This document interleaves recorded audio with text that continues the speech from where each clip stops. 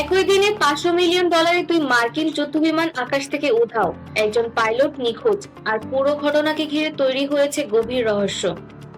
The new York টাইমসের সূত্র বলছে, মধ্যপ্রাচ্যে মার্কিন বিমান বাহিনী দুইটি আলাদা দুর্ঘটনার খবর নিশ্চিত করেছে, কিন্তু আশ্চর্যের বিষয়, এখন পর্যন্ত পেন্টাগন বা সেন্টকম কোনো আনুষ্ঠানিক ব্যাখ্যা দেয়নি।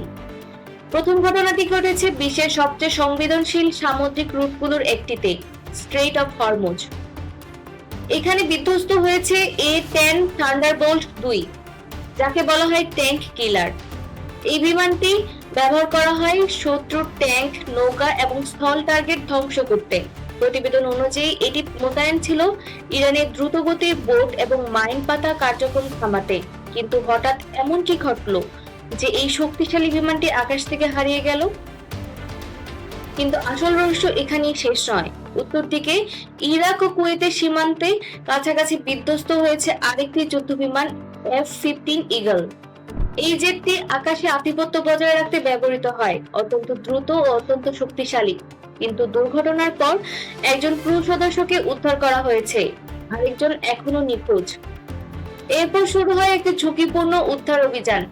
রাতের অন্ধকারের আকাশে UH-16 ব্ল্যাক হোক শত্রুর অঞ্চলের কাছাকাছি প্রতিটি মুহূর্ত ছিল বিপজ্জনক, কারণ এই এলাকা বর্তমান বিশ্বের সবচেয়ে টেনশনপূর্ণ অঞ্চলের একটি।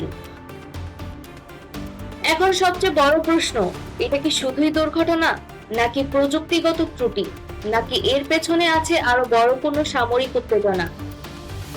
রয়টার্স এবং আল জাজিরা এখন পর্যন্ত কোনো কারণ নিশ্চিত জানায়নি, আর মার্কিন প্রশাসনের পক্ষ থেকেও চূড়ান্ত কোনো বক্তব্য আসেনি। একই দিনে দুটি উন্নত যুদ্ধবিমান হারানো এটা শুধু একটি বড় দুর্ঘটনা নয়, এটা এমন একটি সংকেত যা হয়তো বড় কোনো পরিবর্তনই ইঙ্গিত দিচ্ছে। মধ্যপ্রাচ্যের আকাশ এখন আর আগের মতো নিরাপদ নয়।